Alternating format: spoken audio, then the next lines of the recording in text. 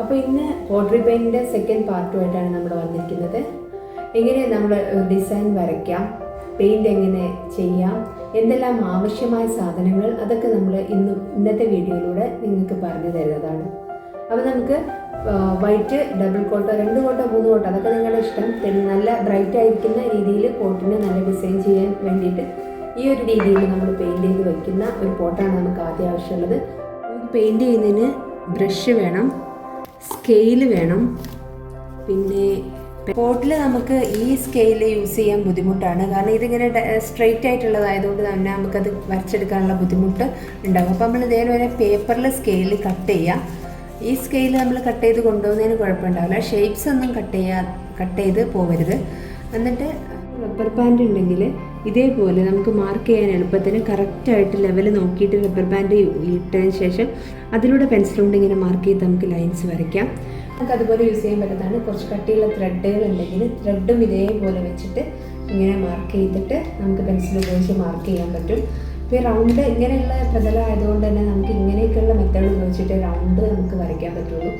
അപ്പോൾ നിങ്ങൾ എങ്ങനെയാണ് സെപ്പറേറ്റ് ചെയ്യേണ്ടത് അതൊക്കെ ഓരോരുത്തരുടെ ഐഡിയ ആണ്. നമുക്കിങ്ങനെ വെച്ച് പെട്ടെന്ന് തന്നെ ഇതിലൂടെ വരയ്ക്കാൻ പറ്റും. പിന്നെ അതിലേക്കുള്ള ഒരു ടിപ്പാണ്, നമുക്കിപ്പോൾ നമ്മുടെ കയ്യിലുള്ള എന്തെങ്കിലും ബോക്സോ ഹൈറ്റുള്ള കാര്യങ്ങളോ എന്തെങ്കിലും ഉണ്ടെങ്കിൽ നമുക്കിപ്പോൾ ഇവിടെയൊക്കെയാണ് ലൈൻ വരണ്ടെങ്കിൽ അത് പാകാവുന്ന രീതിയിൽ നമ്മുടെ കയ്യിൽ കുറച്ച് ബോക്സ്, ഈ കളറിൻ്റെ ബോക്സ് ഒക്കെ ഉണ്ടാവുമല്ലോ, അപ്പോൾ അതൊക്കെ എടുത്ത് വെച്ചിട്ട് ഹൈറ്റ് ലെവൽ കറക്റ്റാക്കിയിട്ട് ഇവിടെയാണ് ഒരു ലൈൻ വരേണ്ടതെങ്കിൽ എന്ത് ചെയ്യുക, പെൻസിൽ വെച്ചിട്ട് ഈ പോട്ട് റൊട്ടേറ്റ് ചെയ്യിക്കുക. അപ്പോൾ എന്താവും, ഞാനിപ്പോൾ ഡിസൈൻ കണ്ടു വയ്ക്കുന്നേ ഉള്ളൂ, അപ്പോൾ കാണിച്ചു തരാൻ വേണ്ടിയിട്ടാണ്. ഇങ്ങനെ എന്ത് ചെയ്യുക, നമുക്ക് വരയ്ക്കാം. അപ്പോൾ ഇത് അനങ്ങാതെ കറക്റ്റ് വെയിൽ എന്ത് ചെയ്യും, ഇങ്ങനെ കറക്റ്റായിട്ട് ഇതിലേക്ക് ലൈൻസ് വരയ്ക്കാൻ പറ്റും. അങ്ങനെയൊക്കെ നമുക്ക് എന്ത് ചെയ്യാം, ഈ പോട്ടിനെ ഓരോ സെപ്പറേറ്റ് ചെയ്തെടുക്കാൻ പറ്റും. നമുക്കിപ്പോൾ ഒരു നൂലാണ് നമുക്ക് ഡിവൈഡ് ചെയ്തെടുക്കാനുള്ള പോർഷൻ ഇവിടെ ആണെങ്കിൽ നമ്മൾ എന്ത് ചെയ്യുക, ഒരു നൂലിൽ കറക്റ്റായിട്ട് ഈ പോട്ടിൻ്റെ ലെവലിൽ ഇത് കട്ട് ചെയ്തിട്ട് ഇതിനെ മടക്കുക. പേപ്പർ കൊണ്ടാണെങ്കിൽ നമ്മൾ ഇങ്ങനെ തന്നെയാണ് ചെയ്യേണ്ടത്. ഇത് മടക്കി എത്ര ഭാഗങ്ങളായിട്ടാണ് നമുക്ക് വേണ്ടതെന്ന് വെച്ചാൽ അത്രയും ഭാഗങ്ങളായിട്ട് ഇങ്ങനെ മടക്കിയതിന് ശേഷം ആ ലൈനിൽ ഇങ്ങനെ വെച്ചിട്ട് 2 ഭാഗവും പെൻസിലുകൊണ്ട് മാർക്ക് ചെയ്യുക. നമ്മൾ ആദ്യം ആ ലൈൻ വരയ്ക്കണം, അതിന് ശേഷം എന്ത് ചെയ്യുക ഇതിനെ, അപ്പോൾ ഇത് കറക്റ്റായിട്ടുള്ള ഭാഗങ്ങളായിട്ട് കിട്ടും. ഇങ്ങനെ തിരിക്കുകയാണെങ്കിൽ എന്ത് ചെയ്യും, കറക്റ്റായിട്ട് എത്ര പോർഷൻസ് ആയിട്ട് ഇതിനെ ഡിവൈഡ് ചെയ്യാം. ഇതിനെ ഡിവൈഡ് ചെയ്യാനുള്ള മെത്തേഡൊക്കെ നമുക്ക് തന്നെ എന്തെങ്കിലും ക്രിയേറ്റ് ചെയ്തെടുക്കാവുന്നതാണ്. പിന്നെ നമുക്കൊരു പെല്ലറ്റ് വേണം. ലാസ്റ്റ് നമുക്ക് വേണ്ട ഒരു കാര്യമാണ് നമുക്ക് വാർണിഷ്. പിന്നെ നമുക്കിതിൽ നിങ്ങൾ ഫസ്റ്റായിട്ട് ചെയ്യുന്ന ആൾക്കാരൊക്കെ പോട്ട് വീണ്ടും ചെയ്യാൻ ഉപയോഗിക്കുന്നുണ്ടെങ്കിൽ വാർണിഷ് ഉപയോഗിക്കരുത്. വാർണിഷ് ഉപയോഗിച്ച് കഴിഞ്ഞാൽ പിന്നെ നമുക്ക് ആ പോട്ടിൽ വീണ്ടും നമുക്കത് മാറ്റി ചെയ്യാൻ പറ്റില്ല. വാർണിഷ് ഇല്ലെങ്കിൽ നമുക്ക് എന്ത് ചെയ്യാം, സാൻഡ് പേപ്പർ വെച്ചിട്ട് ഇത് വരച്ചിട്ട് ഇതിന് പെയിൻറ്റ് ഒഴിവാക്കി വീണ്ടും നമുക്ക് ചെയ്ത് പഠിക്കാൻ പറ്റും. അപ്പോൾ അതൊന്ന് ശ്രദ്ധിച്ചാൽ മതി. പിന്നെ നമുക്ക് ഡിസൈൻ വരയ്ക്കാം. നമ്മൾ ക്യാമലിൻ്റെ പെയിൻ്റാണ് വാങ്ങിയിട്ടുള്ളത് ചെയ്യാനായിട്ട്. ക്യാമലിൻ്റെ അക്രിലിക് പെയിൻ്റാണ്. ഇതിൻ്റെ കൂടെ നമുക്ക് 2 ക്യാൻവാസ്, ചെറിയ ഒരു 2 ക്യാൻവാസ് ഫ്രീ ആയിട്ട് കിട്ടുന്നുണ്ട് കേട്ടോ. ഇത് നല്ലൊരിതായിട്ട് തോന്നിയിട്ടുണ്ട്. ഇതിൽ നമുക്ക് 10 ഷെയ്ഡ്സ് വരുന്നുണ്ട് കേട്ടോ.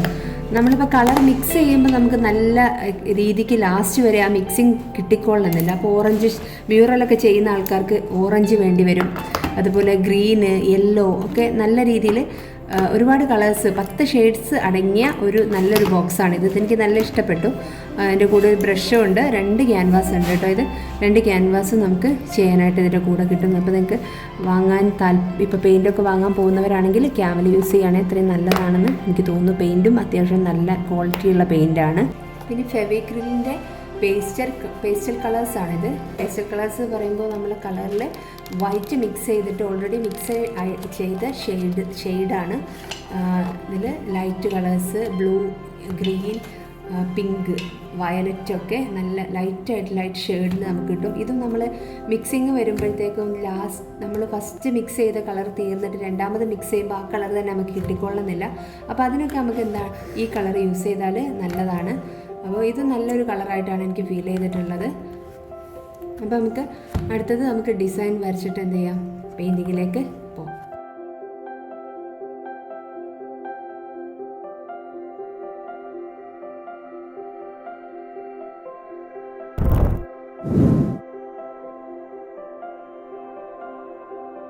മ്യൂറലൊക്കെ ചെയ്യുന്നത് ട്രഡീഷണൽ ആർട്ടാണ്. മ്യൂറലിനൊക്കെ കുറേ നിയമങ്ങളൊക്കെ ഉണ്ട്, അതിൽ എടുക്കേണ്ട കളേഴ്സിനൊക്കെ നിയമങ്ങളൊക്കെ ഉണ്ട്.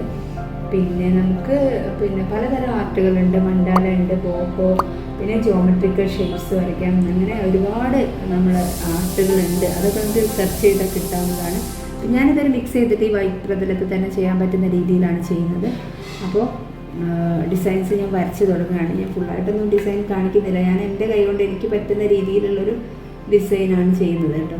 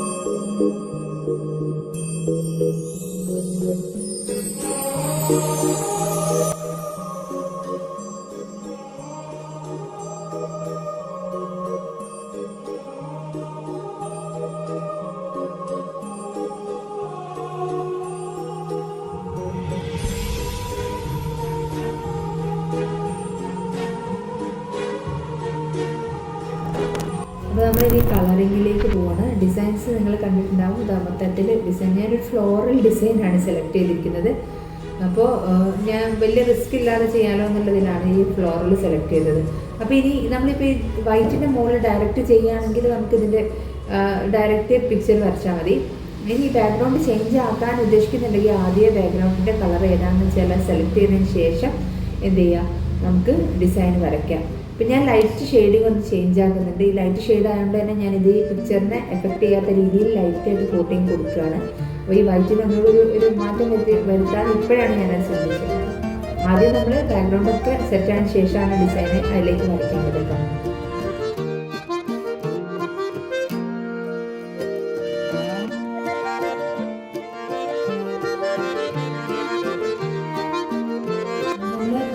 ഞാനിപ്പോൾ ഫ്ലോറലിലാണ് ഇത് ചെയ്യുന്നത്. അപ്പോൾ എൻ്റെ മനസ്സിലുള്ള ഒരു കളർ തീമാണ് ഞാൻ എടുക്കുന്നത്.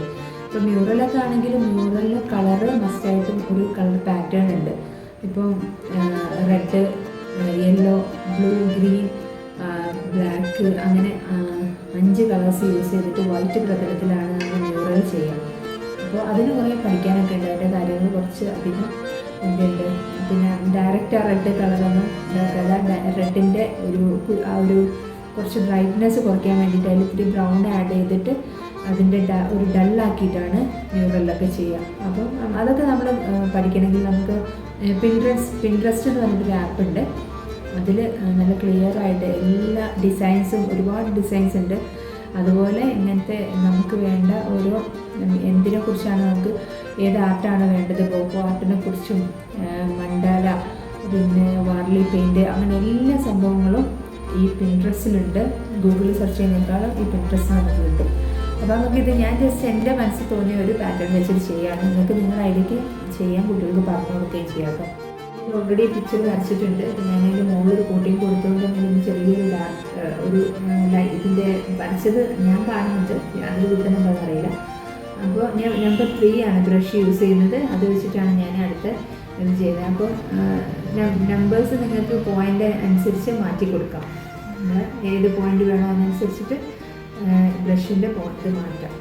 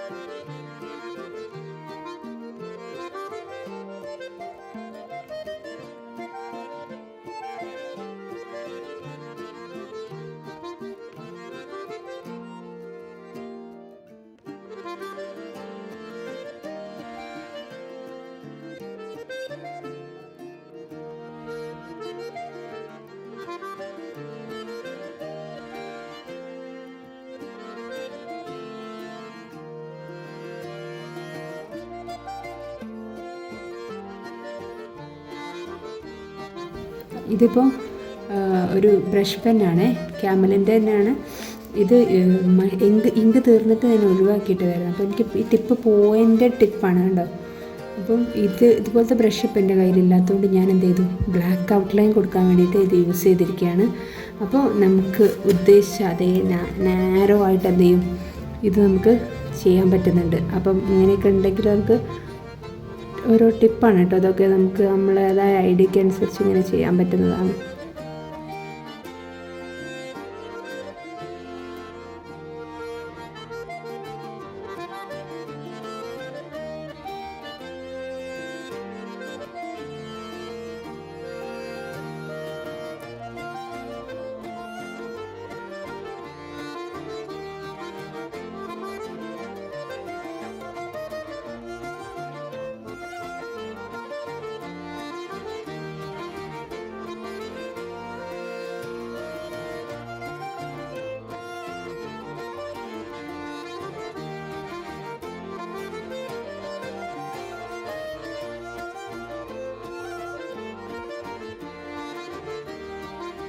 പിന്നെ നമ്മൾ ഏകദേശം ഞാൻ ഉദ്ദേശിച്ച ലെവലിൽ ഏകദേശമൊക്കെ ഫ്ലോറലാണ് ഉദ്ദേശിച്ച ഡിസൈന്.